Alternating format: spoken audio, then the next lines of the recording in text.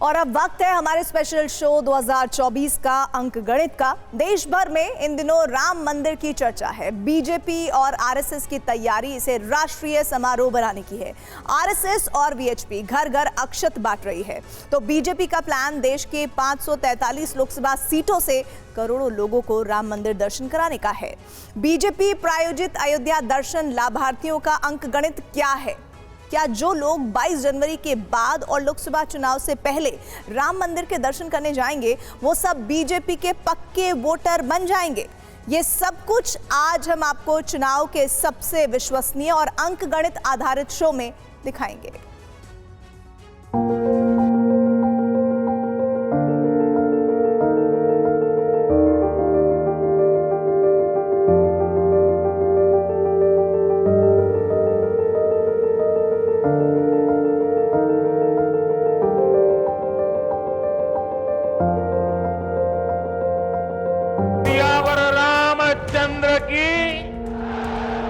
सियावर रामचंद्र की, सियावर रामचंद्र की।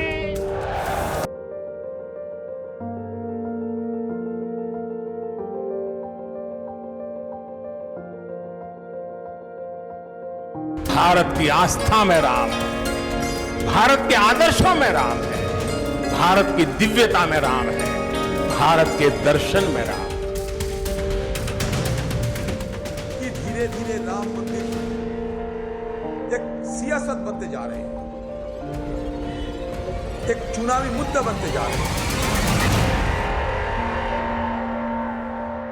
प्रभु आ रहे हैं और 22 जनवरी को आदरणीय प्रधानमंत्री जी के ही कर कमलों से प्रभु अपने भव्य मंदिर में विराजमान हो रहे हैं।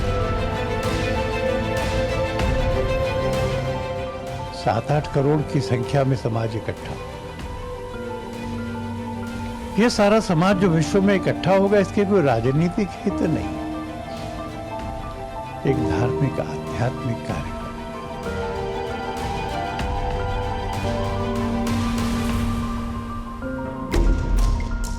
अयोध्या में बन रहे जिस दिव्य और भव्य राम मंदिर को श्री राम जन्मभूमि तीर्थ क्षेत्र ट्रस्ट 500 वर्षों के तप की परिणति बता रहा है, उसका 2024 की राजनीति के अंक गणित से कैसा और कितना रिश्ता है? क्या राम मंदिर इस बार के चुनाव में बीजेपी के 2.5 करोड़ वोट की गारंटी है? क्या राम मंदिर से बीजेपी के 51% वोट का लक्ष्य पूरा हो जाएगा?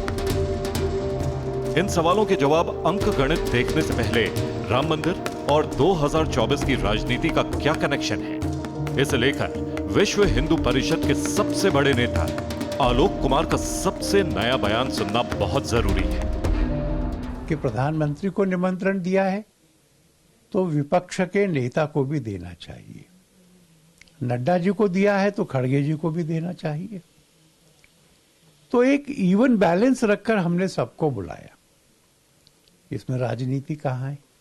इसलिए उन लोगों के मन में राजनीति, वोट बैंक, गुणा भाग हो सकता है जो आने से संकोच कर रहे हैं। हमारा मन तो सबके स्वागत के लिए ललक रहा था। विश्व हिंदू परिषद राम मंदिर से राजनीतिक रिश्ते को भले खारिज कर रही हो, लेकिन राम मंदिर और राजनीति का कितना करीबी रिश्ता है, उसका सबसे नया सबूत भी देखिए। अयोध्या में बीजेपी के संगठन महामंत्री बीएल संतोष ने प्राण प्रतिष्ठा समारोह से पहले बड़ी बैठक की। इस मीटिंग में यूपी बीजेपी के अध्यक्ष और यूपी सरकार के उप मुख्यमंत्री से लेकर अयोध्या के सांसद और विधायक समेत तमाम नेता मौजूद रहे। ये देश के 140 करोड़ लोगों की आस्था से जुड़ा विषय है और हम सब के लिए, देशवासियों के लिए बहुत सपने साकार होना जैसा विषय है ये। और हम सब लोग उत्साहित होकर अयोध्या के और सभी उत्तर प्रदेश के भारतीय जनता पार्टी के कार्यकर्ता, हम सब उत्तर प्रदेश वासी जो भी राम भक्त अयोध्या में आएंगे, हम सबका स्वागत करेंगे, सबका सत्कार करेंगे और एक मेजबान की भूमिका में रहेंगे। राम मंदिर के नाम पर संघ परिवार और बीजेपी के कार्यकर्ता पूरे देश भर में जबरदस्त जनसंपर्क अभियान कर रहे हैं। आरएसएस और वीएचपी के लोग पूरे देश में घर घर दस्तक दे रहे हैं। अयोध्या में पूजित अक्षत लोगों के बीच वितरित किया जा रहा है। इसके साथ ही 22 तारीख को जिस दिन प्राण प्रतिष्ठा होगी उस दिन लोगों को घर घर दिए जलाने और अपने आसपास के मंदिरों में भी दिए जलाने के साथ साथ प्राण प्रतिष्ठा के जश्न का न्योता दे रहे हैं। देश के उत्तर, दक्षिण, पूर्व और पश्चिम के राज्यों से लेकर राजधानी दिल्ली तक गली गली अक्षत वितरण कार्यक्रम और कलश यात्रा चल रही है। इसके जरिए श्रद्धालुओं को 22 जनवरी को अयोध्या गए बिना प्राण प्रतिष्ठा समारोह के जश्न में शामिल होने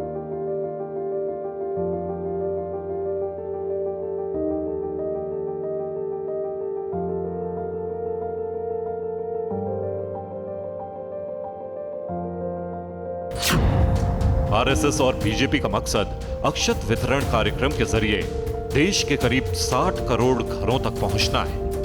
राम मंदिर प्राण प्रतिष्ठा समारोह के घर घर प्रचार प्रसार में जुटे बीजेपी और संघ के स्वयंसेवक लोगों से 22 जनवरी को प्राण प्रतिष्ठा के मुहूर्त दोपहर के 12:40 पर अपने घरों में कम से कम 5 दिए जलाने, रंगोली बनाने और आरती करने की अपील कर रहे हैं।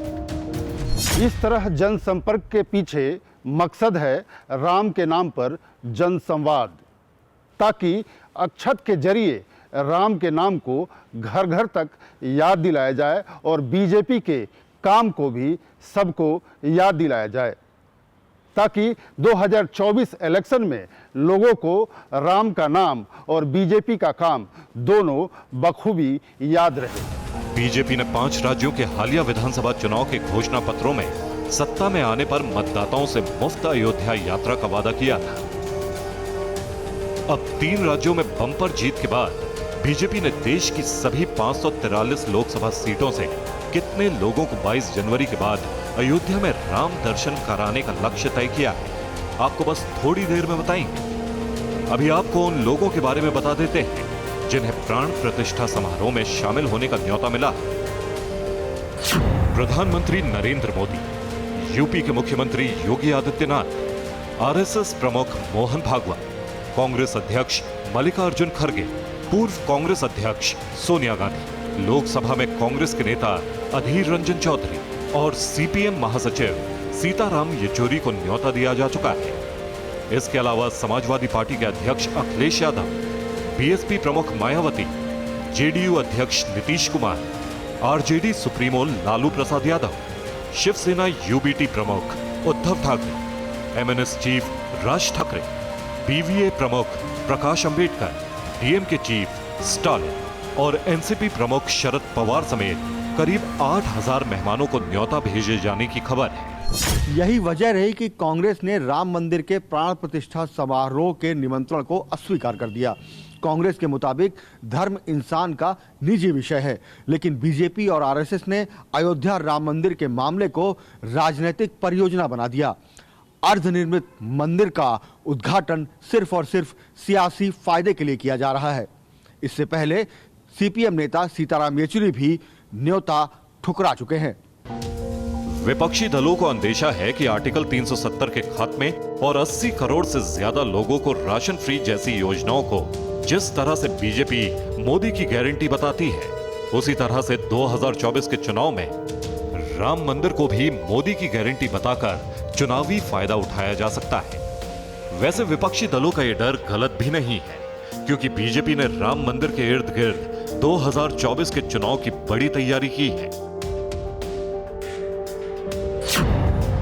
बीजेपी ने 22 जनवरी के बाद अगले 3 महीने तक अयोध्या चलो अभियान की जबरदस्त तैयारी की है। एक अनुमान के मुताबिक इस दौरान बीजेपी देश की सभी 543 लोकसभा सीटों के करीब 2.5 करोड़ लोगों को अयोध्या में राम दर्शन करा सकती है। प्रभु आ रहे हैं और 22 जनवरी को आदरणीय प्रधानमंत्री जी के ही कर कमलों से प्रभु अपने भव्य मंदिर में विराजमान हो रहे हैं। भाइयों बहनों, 500 वर्षों का इंतजार समाप्त होने जा रहा है। इसमें किसी को कोई शक शुबा होनी ही नहीं चाहिए कि राम मंदिर 2024 चुनाव में बीजेपी की बड़ी थीम हो सकती है। प्रधानमंत्री नरेंद्र मोदी की खुद राम मंदिर को लेकर इंतजार की घड़ी खत्म होने वाली है और रामलला विराजमान होने ही वाले हैं जैसी बातें कहकर इशारा कर चुके हैं। आज का भारत पुरातन और नूतन दोनों को आत्मसात करते हुए आगे बढ़ रहा है। एक समय था जब यही अयोध्या में रामलला टेंट में विराजमान थे। आज पक्का घर सिर्फ रामलला कोई नहीं, बल्कि पक्का घर देश के 4 करोड़ गरीबों को भी मिला है। बीजेपी 5 राज्यों के विधानसभा चुनाव से पहले ही राम मंदिर पर थीम सॉन्ग रिलीज कर लोकसभा चुनाव में भी इसे मुद्दा बनाने का इरादा जता चुकी है। वहीं बनाएंगे, हम कहते हैं कब बनाओगे, कहते डेट नहीं बताएंगे। रामलला हम आएंगे, मंदिर वहीं बनाएंगे, तारीख नहीं बताएंगे। 22 जनवरी को राम मंदिर का उद्घाटन होगा, रामलला गर्भगृह में विराजमान होंगे। आवाज दूर दूर तक जानी चाहिए। राम मंदिर से बीजेपी को 2024 में बड़े फायदे की उम्मीद है। ये मुद्दा बीजेपी को 3 तरीके से फायदा पहुंचा सकता है। पहला, बीजेपी अयोध्या में राम मंदिर निर्माण से यह साबित करने की कोशिश करेगी कि उसी की वजह से सैकड़ों साल पुराना धार्मिक संघर्ष खत्म हुआ और उसने अपने घोषणा पत्र का वादा भी पूरा कर लिया। दूसरा, राम मंदिर से प्रधानमंत्री की राजनीतिक पूंजी बढ़ने के साथ ही यह नैरेटिव भी बनेगा कि मोदी वादे पूरे करते हैं। तीसरा, राम मंदिर को हिंदू गौरव की वापसी के प्रतीक के तौर पर बताकर बीजेपी आम चुनावों में हिंदू वोट इजाफा कर सकती है। 2019 में हिंदू वोट का ट्रेंड क्या था, आपको दिखाएं। उससे पहले आपके लिए यूनिफाइड हिंदू वोट थ्योरी यानी एकीकृत हिंदू वोट का सिद्धांत समझना भी जरूरी है। इस थ्योरी के मुताबिक अगर बीजेपी ने हिंदू समुदाय के आधे वोट अपने पाले में कर लिए तो राष्ट्रीय स्तर पर कुल वोट का 40% उसके खाते में होगा। भारत की आबादी में 80% हिंदू है। बहुदलीय व्यवस्था 1952 के बाद से ही क्षेत्रीय पार्टियों को औसतन 49% वोट मिलते रहे हैं। ऐसे में 40% वोट हासिल कर बीजेपी कोई चुनाव नहीं हारेगी। 2019 के लोकसभा चुनाव में बीजेपी को उत्तर प्रदेश की 80 में से 62 सीटें मिली थी, जो 2014 के मुकाबले 9 कम थी। ऐसे में बीजेपी राम मंदिर के नाम पर हिंदू वोटरों का सबसे बड़ा हिस्सा अपने पाले में कर सकती है। अगर ऐसा हुआ और बीजेपी का वोट शेयर बढ़ा और विरोधियों का बटा, तो जाहिर है कि बीजेपी 2014 के चुनाव में मिली 71 सीटों का रिकॉर्ड भी तोड़ सकती है।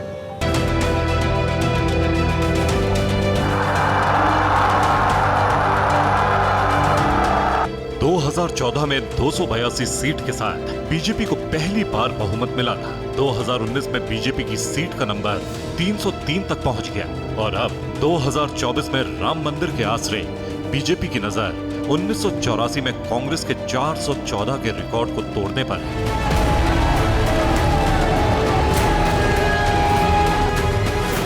लेकिन ये रिकॉर्ड टूटेगा तभी जब बीजेपी ज्यादातर हिंदू वोट को हासिल करेगी।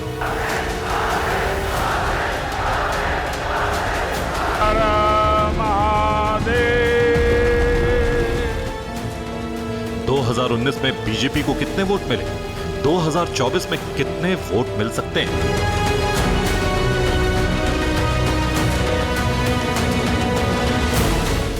ये अंक गणित भी आपको दिखाएंगे। अभी आप 2019 में हिंदू वोट का पैटर्न देखिए।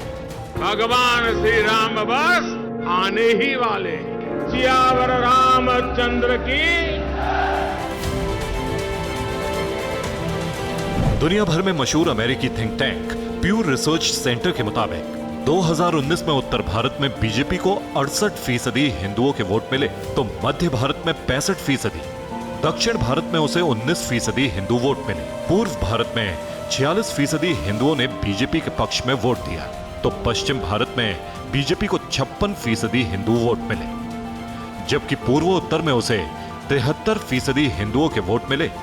इस तरह से बीजेपी को कुल 49% हिंदू वोट मिले और यह अंक गणित यूनिफाइड हिंदू वोट थ्योरी यानी 40% हिंदू वोट मतलब पक्की जीत को बिल्कुल सही साबित करता है। बीजेपी ने 1989 में पहली बार हिमाचल प्रदेश के पालमपुर में राम मंदिर का प्रस्ताव पारित किया था, जो अब करीब 34 साल बाद साकार होने जा रहा है। बीजेपी को लोकसभा में 2 सीटों से 303 सीटों तक पहुंचाने में राम मंदिर मुद्दे का बड़ा योगदान रहा है। ऐसे में जब 22 जनवरी को राम मंदिर का उद्घाटन होने जा रहा है तो 2024 का चुनाव इस मुद्दे का असली फायदा उठाने का सबसे मुफीद मौका है और बीजेपी भी इस चुनाव में इस मुद्दे को भुनाने में कोई कोर कसर नहीं छोड़ेगी। यही वजह है कि गठबंधन के वक्त बीजेपी के खिलाफ नैरेटिव सेट करने में बढ़त बनाने वाला विपक्षी गठबंधन इंडिया राम मंदिर के नाम पर असमंजस की हालत में है। मैं इनको नहीं जानता हूं, न मेरा इनका कोई परिचय है। मैं नहीं जानता हूं, न मेरा कोई परिचय है, न मेरी उनसे कभी कोई मुलाकात हुई होगी। जो परिचय वाले हैं, हमारे व्यवहार में यही माना जाता है, जो परिचय जिनका होता है वही एक दूसरे को व्यवहार देते हैं। अखिलेश यादव तो न्योता मिलने पर प्राण प्रतिष्ठा समारोह में अयोध्या जाने की बात कहते रहे। अब खबर है कि उनके नाम भी राम मंदिर ट्रस्ट ने न्योता भेज दिया है। ऐसे में अब वो क्या करेंगे, देखना दिलचस्प होगा, क्योंकि इंडिया गठबंधन के सबसे बड़े दल कांग्रेस ने तो राम मंदिर से बीजेपी को फायदा मिलने का अंदेशा जताते हुए अयोध्या जाने से इनकार तक कर दिया है। नहीं, ठुकराया नहीं, ठुकराना शब्द गलत है, अस्वीकार किया गया है। और उसके अंदर तमाम जो जिस तरह का माहौल बनाया जा रहा है बीजेपी और आरएसएस के द्वारा, इसको एक पॉलिटिकल इवेंट की शेप दी जा रही है। धर्म आस्था का विषय है, किसको कब जाना है, कब नहीं जाना है, प्राण प्रतिष्ठा के पहले जाना है, बाद में जाना है, वो उसका अपना निर्णय है। क्या चारों शंकराचार्य जिस तरह के सवाल उठा रहे हैं, वीएचपी और जो आज तथाकथित हिंदू धर्म के ठेकेदार हैं, क्या उन सवालों का जवाब देंगे वो? ये 22 जनवरी एक नई दीपावली के रूप में पूरे विश्व में मनाई जा रही है। ये हर्ष का विषय है, ये बधाई का विषय है, ये गौरव का विषय है, ये भारत की संस्कृति के उत्थान का दिन है। इस पर राजनीति नहीं करनी चाहिए। 2024 में चुनाव का अंक गणित क्या होगा, अभी इसका अंदाजा भल लगाया जा सकता है, लेकिन 2019 के चुनाव का अंक गणित सबके सामने है।